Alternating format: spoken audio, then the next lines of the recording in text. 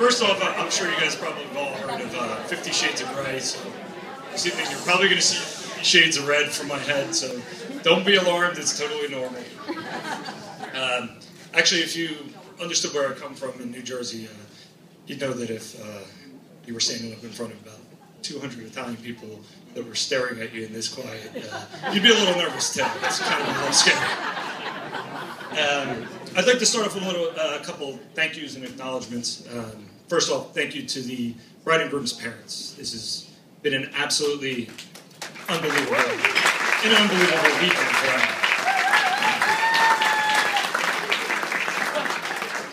A couple of acknowledgments of people that are not here today.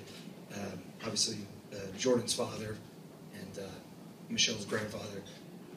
Even though they're not here in person, they're absolutely not forgotten today in any way, shape, or form. And I know with your beliefs, you do understand and believe that they are here today with you, and always. And finally, the two most important people here this evening, and if it wasn't for them, I really don't think I could be up here giving this speech at all. So I'd like to thank the two bartenders that are upstairs. I'm kidding, of course. Jordan and Michelle.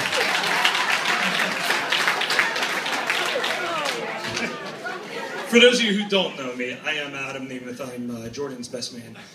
We met, I believe it was Jordan's junior year in college. We got arrested and paying attention. All right, good. I like that. It was his junior year in college, and we met there. And a lot of people have asked me how we met and how we got to know each other and how we got to be close. And the truth is, that's not the easiest question to answer because people get very close over time. But I do have one story about how we got a little too close once. Anybody who knows Jordan knows that if he rides in the car for a period of time and he's not driving, he has a tendency to fall asleep pretty easily. Anybody who also knows Jordan knows that I don't know if anybody in this room could name anybody that snores louder than Jordan does. Somewhere many, many miles away, there is a walrus who's looking for its mate in Delaware somewhere. Anyway, Jordan and I and a couple of friends that aren't here today, Rick and Andrew, were in New York City one night, having a good time. And on our way back, had a few drinks and things like that, a good time. And Rick had an interesting vehicle that we rode in. If this vehicle happened to be parked in front of an elementary school, for too long of a period of time, you'd probably call the police on it. It was a very old, beat-up van, and he had the bench seat in the back positioned a certain way that it wasn't bolted in properly, and instead of being parallel with the front seats, it was perpendicular. So, as we're riding, we get about a mile, Jordan nods off a little bit, and he kind of falls asleep on my shoulder, which has happened from time to time. I'm not really proud to admit that publicly.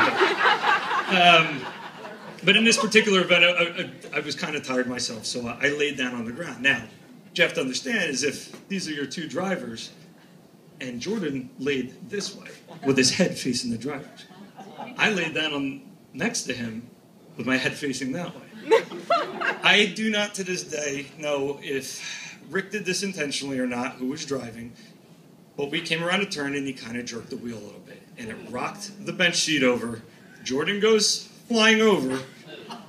His face landed in a place that, in my opinion, no man's face should ever land. My face wound up pinned in a place where no man's face should ever be. I'll give this a little bit of a G rating for everybody here, because I know there's kids in the audience. I yelled, "Get off me."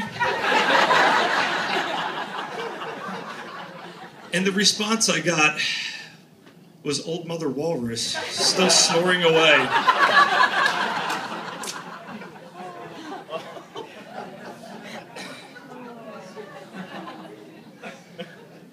So, the truth is, there's a lot of stories I could tell about Jordan. All my best stories have Jordan involved in it, and I can't say enough good things about him. Michelle, you are absolutely gorgeous today. This has been a beautiful event. This has been a beautiful weekend.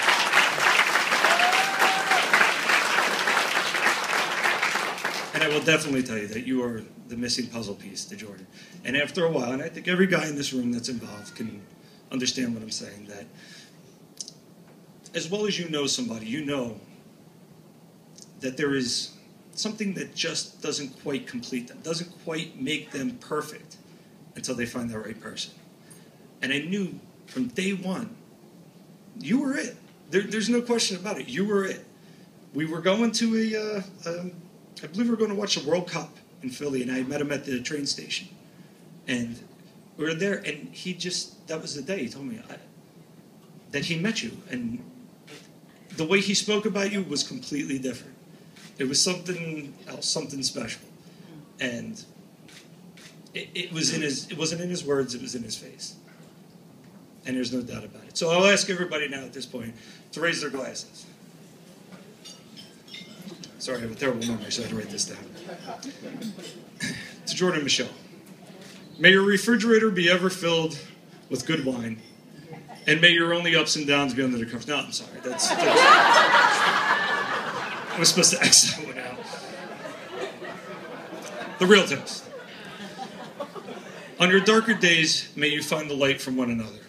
If you ever face struggle, remember to support and respect each other. May the Lord hold you in the palm of his hand, and may he never close his fist too tight. And may you have together many of the happiest days, but more importantly, many memorable nights. Salud.